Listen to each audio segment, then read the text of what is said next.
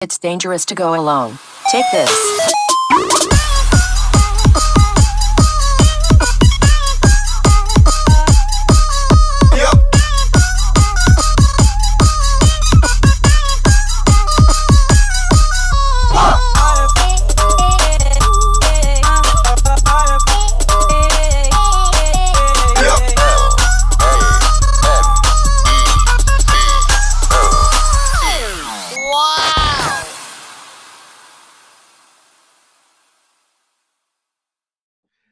And welcome back. It's Nerd Breaking News. We're going to talk about a recap for week 2 of college football. We have the kid, the eagle, and the professor.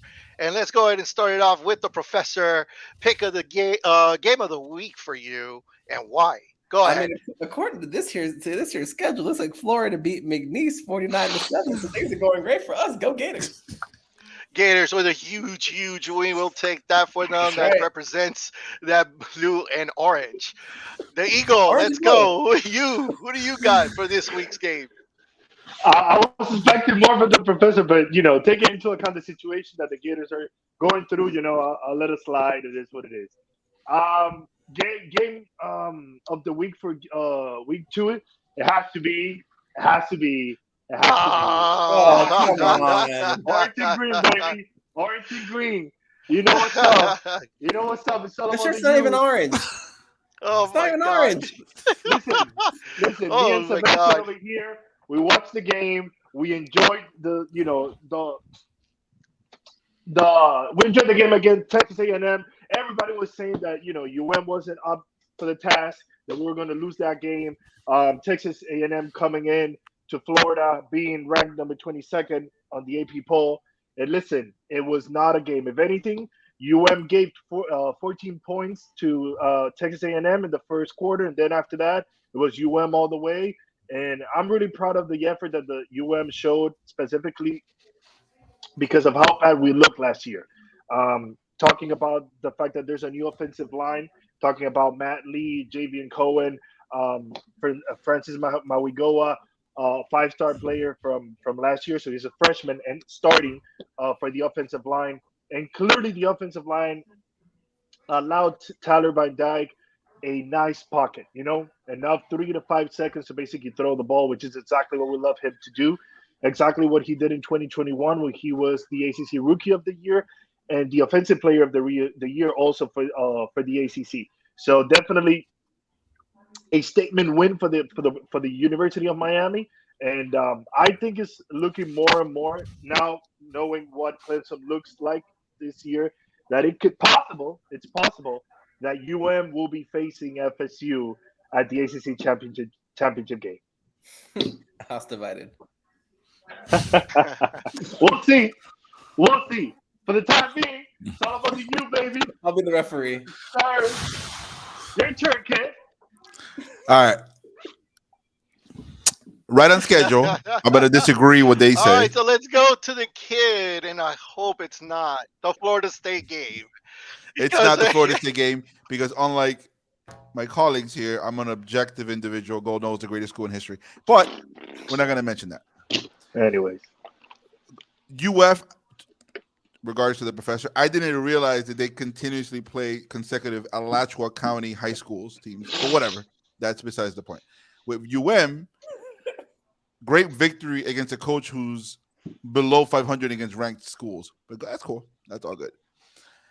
With regards to Ye's question, the game of the week of week 2, it's a co-ed game of the week. I got 2 teams. I got the Texas Longhorns getting over the hump that they should have gone over last year, and me and Raul were rooting for them last year. They should have won if the quarterback never got injured. They got over the hump on prime time. Everybody saw it, and what I said last week stands. Clemson, you see the demise of Clemson. They're losing their hold on college football. So is Nick Saban. My other 50% co-player of the week, and I hate to say this because the guy destroyed the greatest school in Florida, Colorado. We have to give Deion Sanders his props. I don't like what he's doing only because of, again, he bashed Florida State. He's 2-0. This is a guy who came from, I think correct me if I'm wrong, lower Division 1 or even not Division 1? The SWAC. The school he was in last year? Yeah. Jackson State, Mississippi. And now he's It coming was at into the a. FCC level. There you FCC go. level. And now he's coming to the big boys. And then in 2 weeks or in 3 weeks, he's got Caleb Williams. He beats Caleb Williams, and he's 4-5-0. Not only is his son going to win the Heisman, he's going to win Coach of the Year, and he's getting the hell out of Colorado next year. 20. I got a hot take. Alabama. They're going to call him. But anyways, they have to be. Those are the two teams that did the most last year. As much as we want to root for our individual schools and all that stuff, let's be objective, guys. It is Deion Sanders / Colorado, and it's the Texas Longhorns, which we love that quarterback. Yes, sir. They finally told the world, because Texas has been a school who's been deprived of prosperity every year. The last national championship with Vince Young, they finally got over the hump. Mm-hmm. Yeah, I agree. Money wasn't the issue Well, I'm going with to a keep program mine like short. Texas. Go ahead. Oh, That's true. That's very true. That's very true. I was gonna say the big game that I was watching was the Baylor game versus the Utes. For me, for that game to be that close as it was, um, put something in question what's going on over there at that university in Utah, especially competing at how many are ranked in the Pac-12 right now? I think it was like 5. mm-hmm. So Yeah. if they're going to see that competition increase and Utah doesn't figure out things out, they might see themselves in trouble, and they're not going to go ahead and be able to get back into that playoff contention that they're looking for. I'll say this, as it pertains to Utah, Cam Rising, which is their starting quarterback for the last 2 years, and the guy who got them the two Pac-12s, he's still injured from their, I think it was the Rose Bowl that they played. He got injured, his knee, and he's still coming back, and somehow, some way, Utah is doing a dual quarterback situation right now during games. But I believe that he will be back by week 4, if I'm not mistaken. So hopefully, once Cam Racing is back, maybe Utah plays different and hopefully better. In a new roommate to save money about the plan? Say hi to Glenn from work. Yeah, I think I have a much better plan. We switched to my plan. Wait, what? This week's new and current customer. Some technical difficulties. I have a random hot take that I want to hear your all's thoughts on. I think that what Deion Sanders has revealed is that the transfer portal has destroyed college football teams as institutions. What I mean by that is because players can move around so freely, the allure of going to an Alabama or a Clemson or Florida, it's not the same. At the end of the day, because you can just transfer anywhere you want to with your buddies after the fact, you can just call up some people and be like, we're all going here. Kind of like what LeBron did with D-Wade and Bosch, right? Now you can do that with football. And because you can do that with college football now, what it's really about is who do these players want to coach them as groups rather than as individuals? And that's why what Deion Sanders is doing in Colorado is not only revolutionary, but it completely destroys the pre-existing system. That's just my thought. To your point, Jay, it's been well documented that Dabo Sweeney is against not only players getting paid, but it gets a transfer portal, and it's clearly affecting the great Clemson because the last 8-9 years, their players were just better than most people. They just on the field, you could just clearly tell these kids were 5 stars of the highest orders. Look at the quarterbacks they had. Look at the receivers they had. Look at all these players they had. Clemson now is devoid of that because, to your point, if I hear that my coach is not about me getting paid / not about me trying to hook up with my boy Raul, I played in a different high school to play in the same team. Exactly. And then we have people like Deion, who's literally, metaphorically dying for the cause of helping out their kids. And everything I'm hearing about Deion, and again, I'm trying to be objective, everything I hear about Deion is that these kids, mind you, Deion's like 50-something. He's not like a 40-year-old guy. Yeah. These kids, they revere him. They want to play for him and literally take Colorado to places where Colorado has a co-national championship in 1990 with Georgia Tech. You have to be a college football fan to know that. Other than that, you'll be like, Colorado. Exactly. Where's that? And I think, to your point, absolutely. I think the transfer portal. Look at Florida State, right? Look at All these schools that got these transfer kids, Alabama. But it's like I always tell, me and my role, we always talk about this.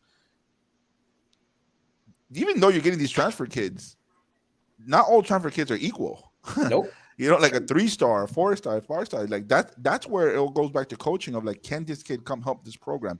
Deion Sanders, I think, had 50 kids out. When he got in, 50 kids dipped, and he was in an interview to end this part of the section for my part. He was in an interview literally saying, when I got in, 50 kids wanted to dip, and it was never on me. They just chose to dip. Mm-hmm. And so think about that. You going into Colorado again. That's what he said. Right? I'm not there. Obviously, he probably said, my boys are coming in. So regardless of that, what was Colorado last year? Oh yeah, 1 win. 1 win, yes. Does anyone else want to jump? I have another one. Does anyone else want to jump in this one? No, go ahead. No, go for it. Go for it. Go for it.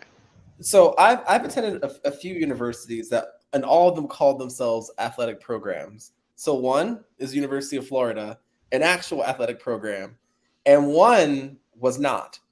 And in the one that was not, you could not tell those players that they did not work hard.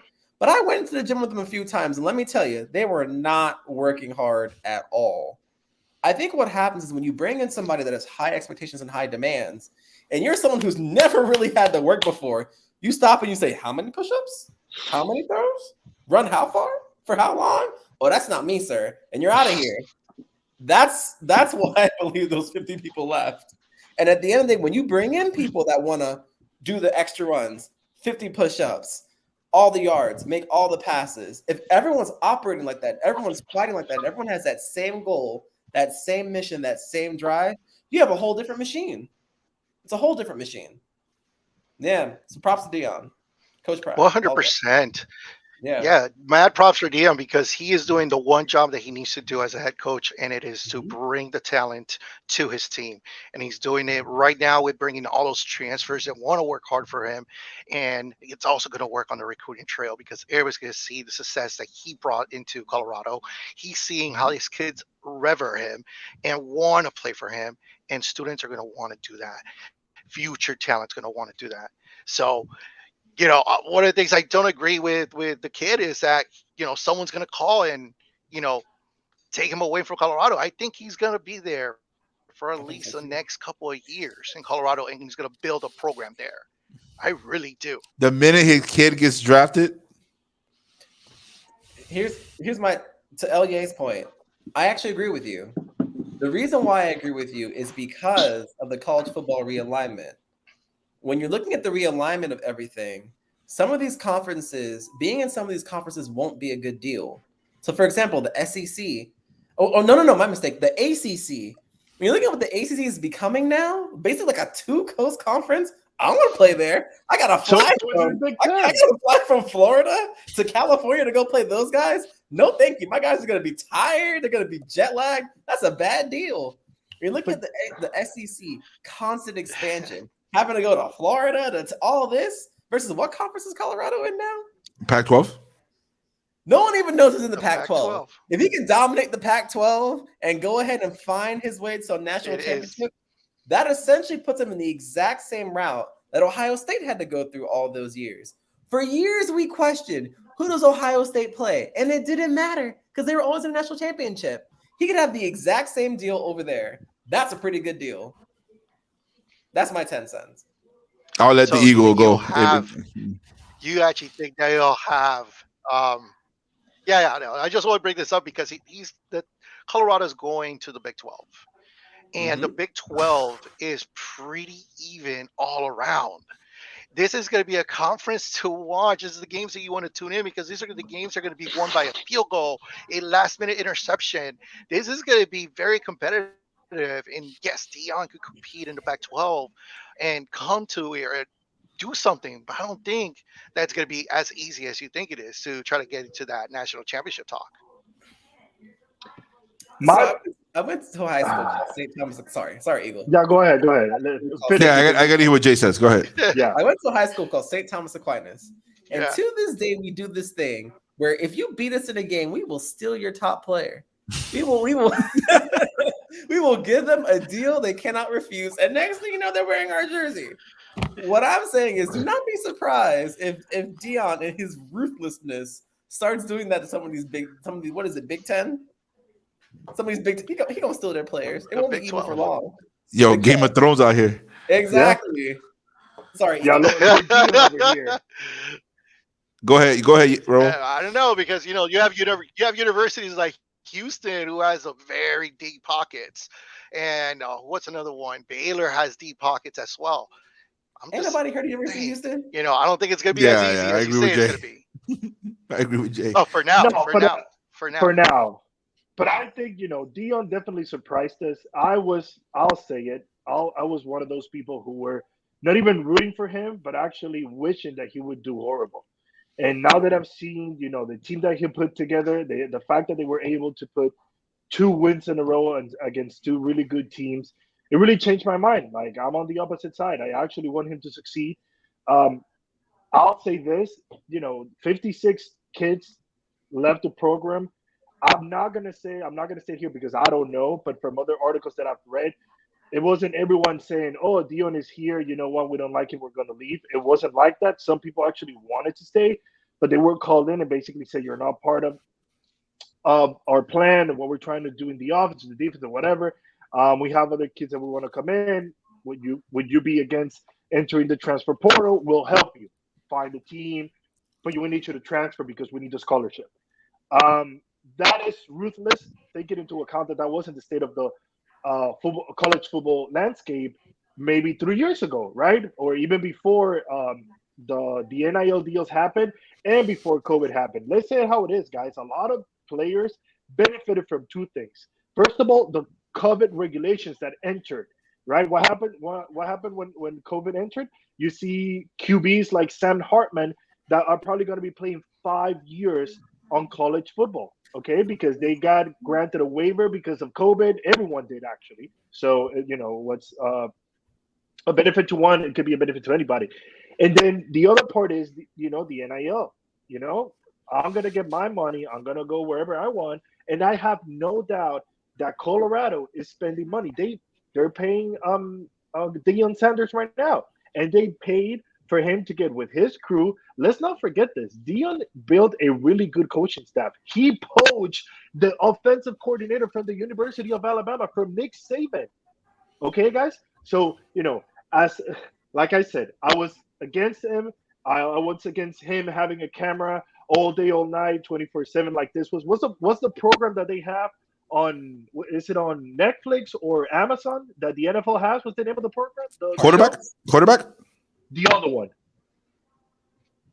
quarterback. Where they change with Mahomes and Kirk That's Cousins. one, but that's on Netflix. I think there's another show on Hard Knocks. Oh man, I don't know. HBO Max. HBO Max. Yeah. There's a show that they pick one football team from the NFL. Hard Knocks. Hard Knocks. Hard Knocks. There we go. Hard Knocks. So Dion did it. Nobody was doing that. Colleges wouldn't allow it. The AD would look at you in the face and say, "No way, we're getting, cameras 24/7 here just to, put you on the spotlight because you're going to put the university and the kids onto the spotlight. We don't know if that's going to be good for them." Well, guess what? Dion did it all the way from Jackson State all the way here. So listen, at this point, one last point that I have to make, guys, the year that the Pac-12 is disintegrating is nowhere to be found.